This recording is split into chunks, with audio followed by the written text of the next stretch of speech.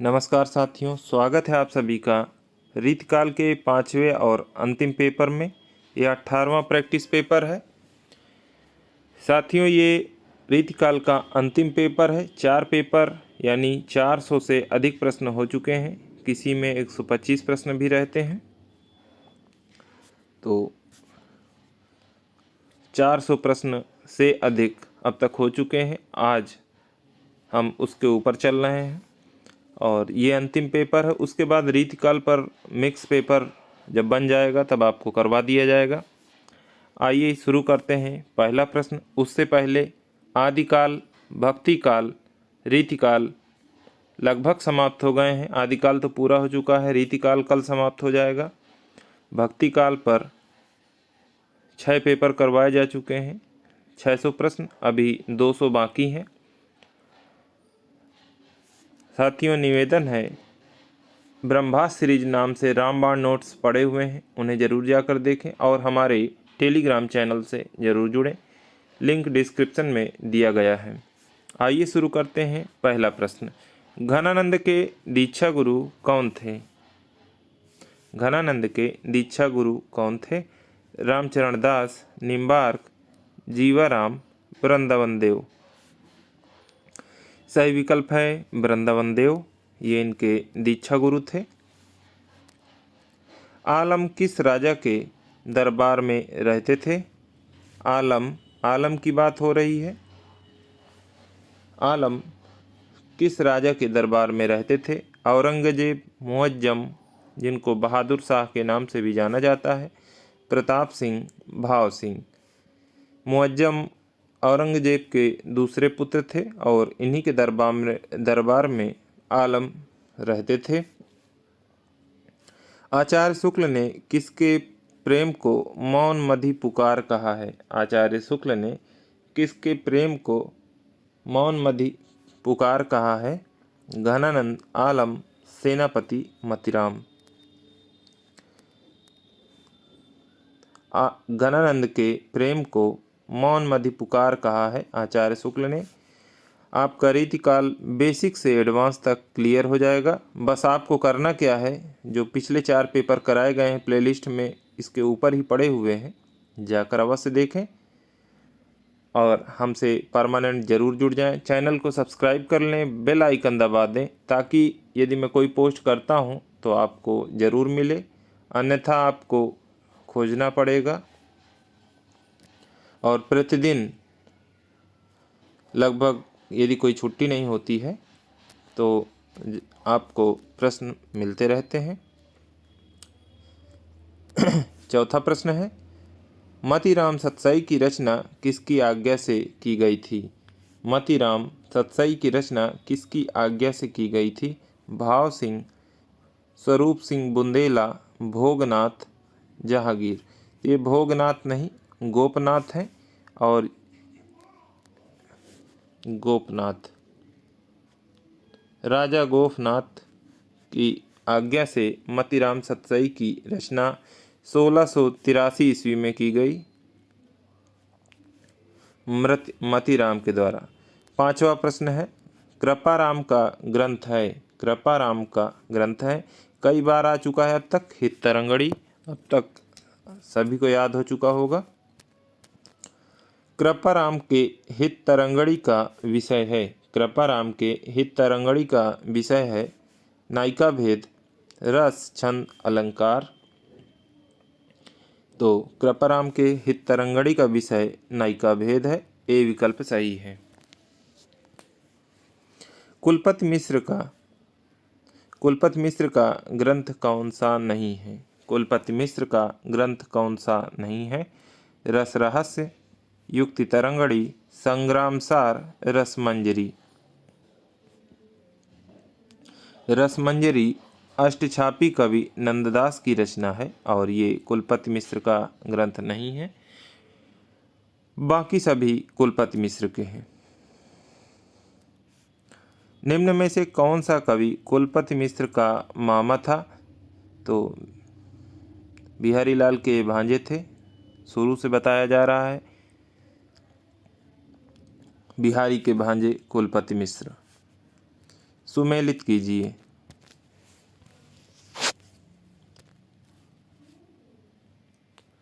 प्रबंध चिंतामणि श्रीधर रणमल्ल प्रकाश। प्रबंध चिंतामणि जैनाचार्य मेरुतुंग की रचना है। रणमल्ल प्रकाश श्रीधर की है। जयचंद प्रकाश भट्ट केदार की है। वहीं जयमंग जसचंद्रिका मधुकर कवि की है। दामोदर की एक रचना मिलती है उक्ति व्यक्ति प्रकरण, जो कि खूब पूछी जाती है। उक्ति व्यक्ति प्रकरण यहाँ पे 2, 1, 4, 3 पहला ही विकल्प सही है। आगे चलते हैं। वैराग्य उत्पन्न होने पर घनानंद किस संप्रदाय में दीक्षित हुए? वैराग्य उत्पन्न होने पर घनानंद, जब प्रेमिका ने धोखा दिया, साथ नहीं दिया, तो वो किस संप्रदाय में दीक्षित हुए? निम्बार्क संप्रदाय, वल्लभ संप्रदाय, श्री संप्रदाय, राधा वल्लभ संप्रदाय। सही विकल्प है निम्बार्क संप्रदाय। ए विकल्प सही है। घनानंद वैराग्य उत्पन्न होने पर निम्बार्क संप्रदाय में दीक्षित हुए। 11वां प्रश्न है, रीतिबद्ध कवि कौन नहीं है? रीतिबद्ध कवि कौन नहीं है? तो घनानंद, बोधा, ठाकुर, आलम, देशदेव याद रखें। ये सभी रीति मुक्त हैं। बाकी ये तीनों रीतिबद्ध कवि हैं।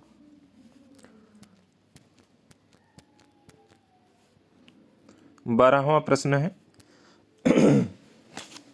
रीति मुक्त कवियों में किस कवि की प्रेयसी का नाम नहीं मिलता? रीति मुक्त कवियों में प्रेयसी, प्रेमिकाओं का नाम नहीं मिलता। तो बोधा की प्रेमिका का नाम सुभान या सुबहान है। सुभान या सुबहान। घनानंद की प्रेमिका का नाम सुजान था। आलम की प्रेमिका का नाम शेख था, शेख रंगरेजिन। परंतु ठाकुर की प्रेयसी का नाम नहीं मिलता है। किस कवि की प्रेयसी का नाम सुबहान था? तो वो बोधा है। हाँ, ये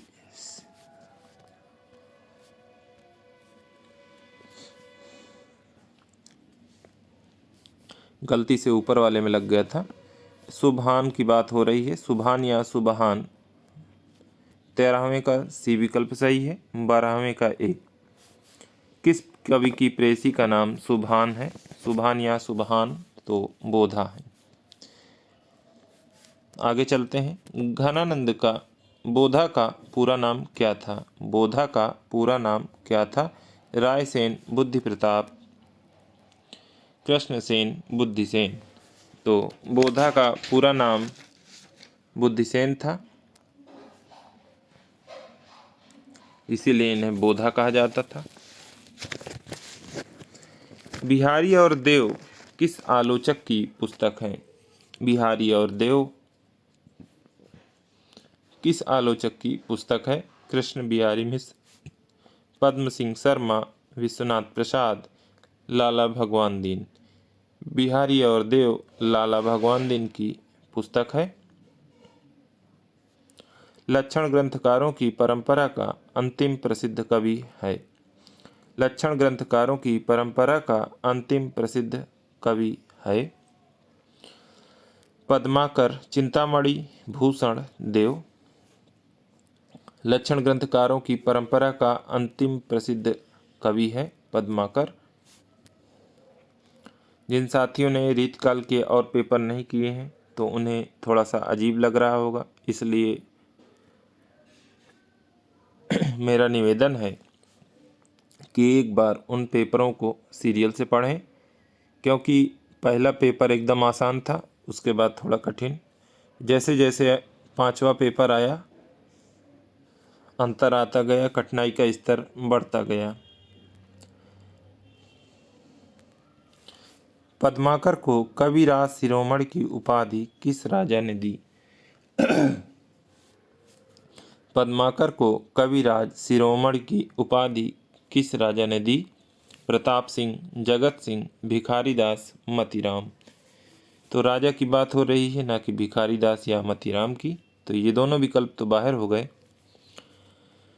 और इनको कविराज शिरोमणि की उपाधि प्रताप सिंह ने दी थी। इन्हीं के पुत्र थे जगत सिंह, जिनके नाम पर इन्होंने जगत विनोद लिखा है। पद्माकर कई राजाओं के आश्रित थे, तो प्रताप सिंह के भी थे, जगत सिंह के भी थे। प्रताप सिंह पिता हैं और ये पुत्र हैं। 18वां प्रश्न है, किस कवि पर बुंदेलखंडी भाषा का सर्वाधिक प्रभाव है? किस कवि पर बुंदेलखंडी भाषा का सर्वाधिक प्रभाव है? देवकवि, पद्माकर, भिखारीदास, भूषण। तो बुंदेलखंड का प्रभाव उसी पर होगा जो उस क्षेत्र का होगा। सागर मध्य प्रदेश से थे पद्माकर जी, तो इन पर बुंदेलखंडी भाषा का सर्वाधिक प्रभाव था। 19वां प्रश्न है, पद्माकर विरचित रीति ग्रंथ कौन सा है? पद्माकर विरचित रीति ग्रंथ कौन सा है? गंगा लहरी, जगत विनोद, प्रबोध पचासा, प्रताप सिंह, वीरदावली। जगत विनोद अभी मैंने बताया कि जगत सिंह के आश्रय में रहकर लिखा। रामचंद्र शुक्ल ने इसे श्रृंगार रस का सार ग्रंथ माना है। रामचंद्र शुक्ल ने इसे श्रृंगार रस का सार ग्रंथ। कई बार पेन नहीं चल पाता है, इसके लिए आप अगर सुन रहे हैं, लिख रहे हैं तो बिल्कुल आप लिख लीजिए। गंगा लहरी, कानपुर में रचना इन्हीं की है, पद्माकर की है, लेकिन गंगा लहरी को अंतिम समय में रचा था गंगा तट पर रहते हुए, और ये बंगला कवि पंडित जगन्नाथ की गंगा लहरी का अनुवाद है। प्रबोध पचासा की रचना तब की थी जब ये वैराग्य और भक्ति रस में डूब चुके थे। आगे चलते हैं। 20वां प्रश्न है, निम्नलिखित कवियों को उनके आश्रयदाताओं के साथ सुमेलित कीजिए। निम्नलिखित कवियों को उनके आश्रयदाताओं के साथ सुमेलित कीजिए। तो मतीराम राजा बूंदी राजा भाव सिंह, पद्माकर अभी मैंने बताया कई राजाओं के आश्रित थे, तो पद्माकर नागपुर महाराज रघुनाथराव, प्रताप सिंह, जगत विनोद, जगत सिंह, इनके सबके तो आश्रित थे ही, और भी कई राजाओं के ये आश्रित थे। रत्नाकर, अयोध्या नरेश, प्रताप नारायण,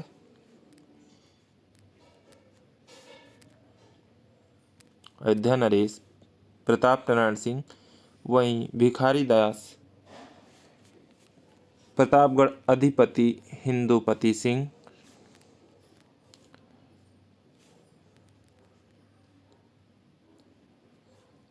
दो, 4, 5, 1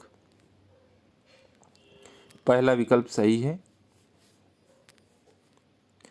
केशव की किस कृति में प्रतीक शैली का प्रयोग हुआ है? केशव की किस कृति में प्रतीक शैली का प्रयोग हुआ है? रामचंद्रिका, कवि प्रिया, रसिक प्रिया, विज्ञान गीता। विज्ञान गीता में प्रतीक शैली का प्रयोग हुआ है। रामचंद्र शुक्ल ने केशवदास के कुल कितने प्रबंध काव्य माने हैं? 2, 3, 5, 1। तो सामान्यतः तो 4 प्रबंध काव्य हैं। रतन बावनी, विज्ञान गीता, जहांगीर जसचंद्रिका, रामचंद्रिका। इसको हम रवि जरा करके याद रख सकते हैं, रवि जरा। रतन बावनी, विज्ञान गीता, जहांगीर जसचंद्रिका, रामचंद्रिका, रवि जरा। लेकिन शुक्ल जी ने केवल 2 माने हैं, जिसमें एक है वीर सिंह देवचरित और दूसरा है रामचंद्रिका।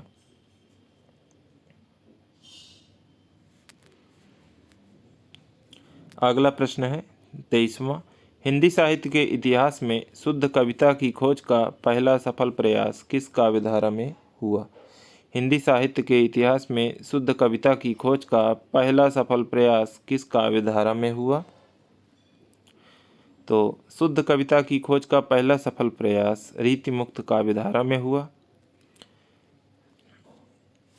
रीतिबद्ध वाले तो बंधे ही थे, रीति सिद्ध वाले इनका झुकाव था, लेकिन ये रीतिमुक्त काव्यधारा वाले स्वतंत्र थे पूरी तरह से।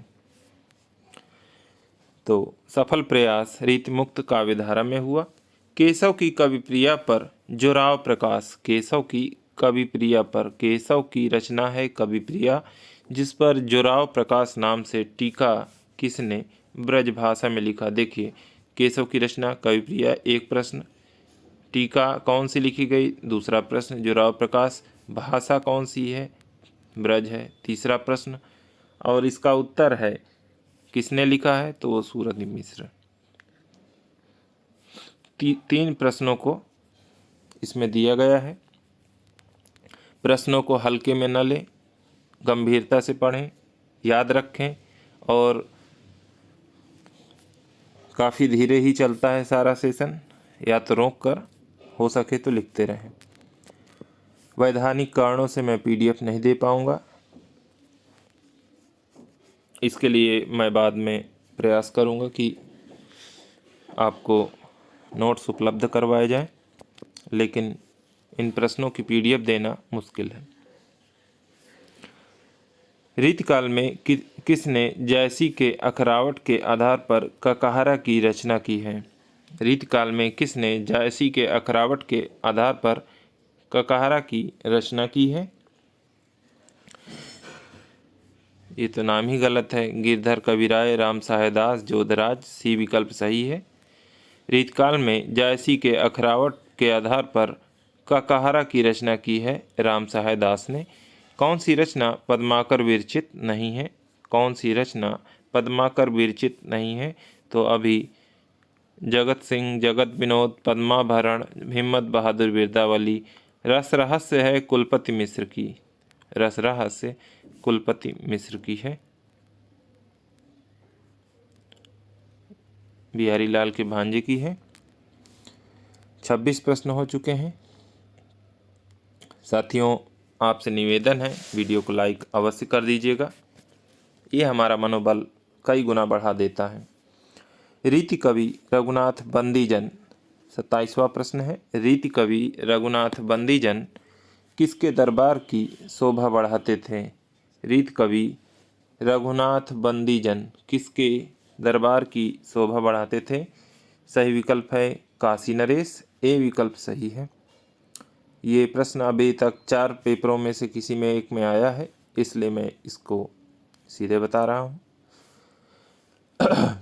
और आपके 50 में से कितने प्रश्न सही हुए ज़रूर काउंट करके बताइए। यदि आपके 40 के ऊपर प्रश्न सही आ रहे हैं तो बहुत अच्छी बात है। जो स्कोर आपका यहाँ होगा उसके इर्द गिर्द भी आपका परीक्षा के पेपर में होगा, ऐसा भरोसा रखिए। मतीराम की कौन सी रचना किसी के आश्रय में नहीं लिखी गई है। मतीराम की कौन सी रचना किसी के आश्रय में नहीं लिखी गई है, तो वह रसराज है। बाकी सभी किसी न किसी के आश्रय में ही लिखी गई हैं, चाहे वो अलंकार पंचासिका हो, साहित्यसार हो, लक्षण श्रृंगार हो। रसराज का विषय है, अब रसराज की ही बात हो रही है तो रसराज कौन है, श्रृंगार रस है, और उसके आलंबन नायक नायिका है। सभी रसों का वर्णन नहीं किया गया है, अलंकार वर्णन नहीं है, काव्य के समस्त अंगों, समस्त नहीं है, केवल रस का है, वो भी श्रृंगार रस। पद्माभरण की रचना पद्माकर ने की। पद्माभरण की रचना पद्माकर ने कब की थी। 1833, 1803, 1810, 1821। सही विकल्प है 1810 में पद्माभरण की रचना हुई। 1809 में जगत विनोद की रचना की गई थी। इन काव्य पंक्तियों को उनके कवियों के साथ सुमेलित कीजिए। अति सूधो स्नेह को मारक है, जहाँ नेक सयानप बांक नहीं। इसका तो विकल्प घनानंद की पंक्ति है, 5वां इसका सही है। साज चतुरंग वीर रंग में तुरंग चढ़ी, तो वीर रंग वीर रस से संबंधित है, कौन लिखेगा, भूषण लिखेंगे। गुलगुली गिल में गलीचा है, गुनी जन है, चिक है, चिरागन की माला है। पूरा लिख देते तो नाम पद्माकर आ जाता, तो ध्यान रखिए गुलगुली गिल में गलीचा है तो पद्माकर की है। आगे के कवि रीझिए तो कविताई, ना तो राधिका कन्हाई सुमरन को बहानो है। आपको याद होगा शुरू में ही बताया गया था कि आज नहीं पिछले 4 पेपरों में कि जो भिखारी होते हैं भीख लेने के लिए बहुत सारे बहाने बनाते हैं, और ये भिखारी दास की पंक्ति है। 5 3 1 2, 5 3 1 2।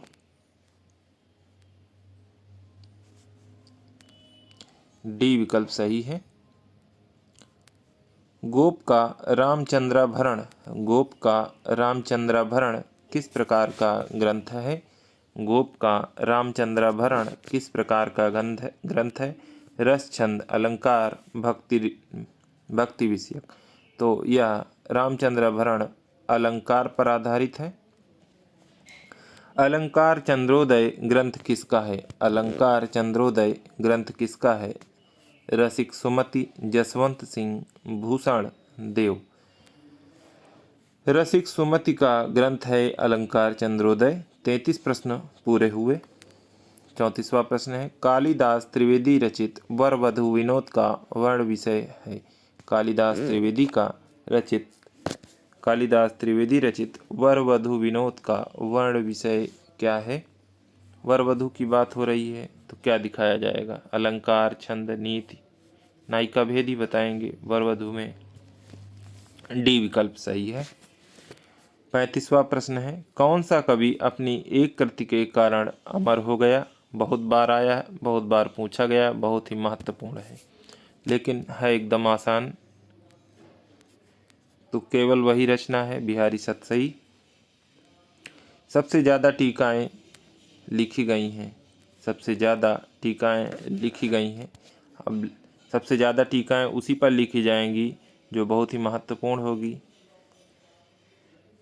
जो रीतिकाल की सबसे बड़ी रचना मानी गई है, और एक ही रचना लिखकर बिहारी अमर हो गए, वो है बिहारी सतसई। सबसे ज़्यादा टीकाएँ लिखी गई हैं तो वो बिहारी सतसई पर। डी विकल्प सही है।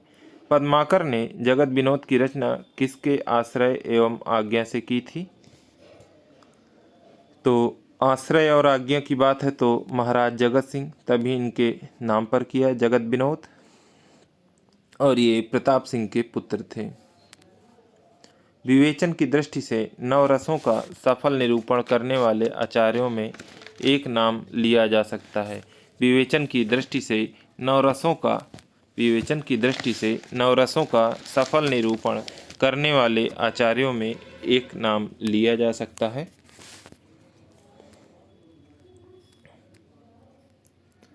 भूषण, चिंतामणि, कुलपति मिश्र, पद्माकर। प्रश्न है, विवेचन की दृष्टि से नवरसों का सफल निरूपण करने वाले। नवरस का सफल निरूपण हुआ है जगत विनोद में, और ये काम पद्माकर ने किया। निसंदेह हम इनका नाम ले सकते हैं। जगत विनोद में नवरसों का वर्णन किया गया है। 39वां प्रश्न है, रीतकाल के किस कवि ने भक्ति, श्रृंगार और वीर तीनों में बराबर अधिकार से लिखा है? रीतकाल के किस कवि ने भक्ति में भी लिखा, श्रृंगार में भी लिखा, वीर में भी लिखा, तीनों में बराबर अधिकार से किसने लिखा है? सूदन, भूषण, लाल कवि, पद्माकर। भिखारीदास 40वां प्रश्न है, भिखारीदास किसके आश्रयाधीन थे? भिखारीदास किसके आश्रयाधीन थे? पृथ्वी सिंह, हिंदुपति सिंह, प्रताप सिंह, भाव सिंह। तो हिंदुपति सिंह के अधीन थे, आश्रयाधीन थे, आश्रय पाए थे भिखारीदास। कविकुल कंठाभरण किस प्रकार का ग्रंथ है? रस विवेचन संबंधी, अलंकार विवेचक, छंद से संबंधित, उपर्युक्त सभी। कविकुल कंठाभरण अलंकार विवेचन संबंधी ग्रंथ है। बी विकल्प सही है। निम्नलिखित पंक्तियों और कवियों का सुमेलन कीजिए। कनक कदली पर सिंह समारल, पर मेरु समाने। कनक कदली पर सिंह समारल पर मेरु समाने, ये विद्यापति की पंक्ति है। नैन नचाए कहीं मुस्काए, लला फिर आई हो खेलन होरी। पद्माकर, होली होली की बात हो तो पद्माकर लगा सकते हैं। अति सूधो स्नेह को मार्ग है, अभी एक बार और आ चुकी है ये पंक्ति आज ही, पहले तो कई बार आई है। अति सूधो स्नेह को मार्ग है, ये घनानंद की पंक्ति है। मोर पखा सिर ऊपर राखियों, गुंज की माल गले पहरोगी, बचपन से पढ़ रहे हैं रस खान। 3, 5, 1, 2। बी विकल्प सही है। बोधा की रचना नहीं है, बोधा की रचना नहीं है। इश्कनामा, विरह वारिस, आ बा दोनों, विरह लीला। तो बोधा की रचना ये भी है, ये भी है। विरह लीला घनानंद की रचना है।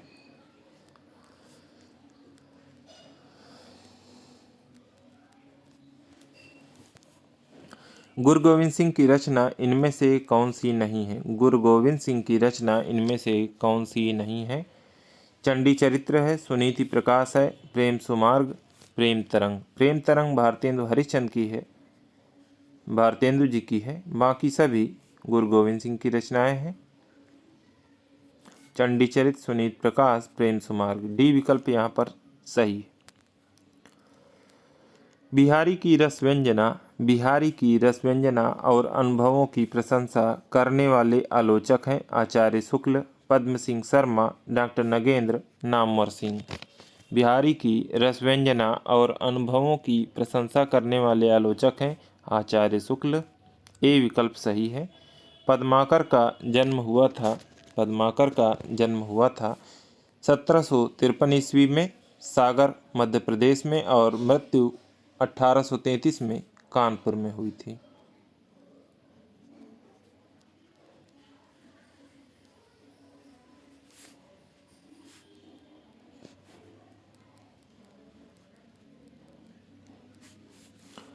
वृंद का जन्म काल है, वृंद का जन्म काल है 1577 ईस्वी, 1643 ईस्वी, 1577 संवत 1643। तो 1643 ईस्वी है, संवत नहीं। वृंद का जन्म काल।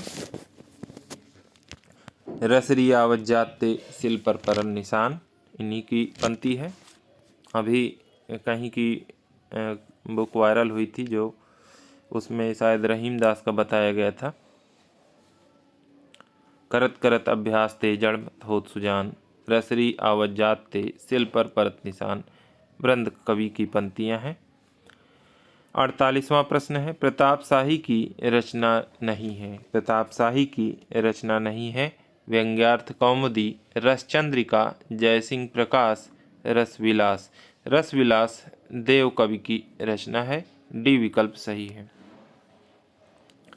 रसलीन का वास्तविक नाम क्या है? रसलीन का वास्तविक नाम क्या है? सैयद गुलाम नबी, सैयद इब्राहिम, पृथ्वी सिंह, कालिदास। रसलीन का वास्तविक नाम सैयद गुलाम नबी है, ए विकल्प सही है। सर्वांग निरूपक कौन सा कवि नहीं है? सर्वांग निरूपक कौन सा कवि नहीं है? रस के सभी अंगों पर चर्चा किसने नहीं की है? तो सोमनाथ, प्रताप शाही, ग्वाल, बेनी प्रवीण। बेनी प्रवीण नवरस तरंग लिखा है और नायिका भेद और रस के लिए जाने जाते हैं। बेनी प्रवीण। अगला प्रश्न है, श्रृंगार रस निरूपक रीति कवि माने जाते हैं। श्रृंगार रस निरूपक रीति कवि माने जाते हैं कृष्ण भट्ट, देवऋषि, याकूब खां, भूषण, रसलीन। साथियों, ये कल मैं करवा दूंगा, आज मैं इसलिए नहीं करवा रहा हूँ क्योंकि थोड़ा समय बढ़ जाता है तो दिक्कत होती है, और ये सीरीज ऐसे ही चल रही थी इसलिए मैं इसको ऐसे ही रखूँगा। बाकी संपूर्ण टॉपिक पर होगा या आगे से जब कोई टेस्ट होगा तो कोशिश यही रहेगी कि पूरे 100 प्रश्न या 125 प्रश्न दिए जाएं। सहयोग बनाए रखें साथियों। चैनल को सब्सक्राइब अवश्य करें, दोस्तों को शेयर करें जो हिंदी और हिंदी साहित्य से संबंधित हैं। आज के लिए इतना ही। बहुत बहुत धन्यवाद। नमस्कार।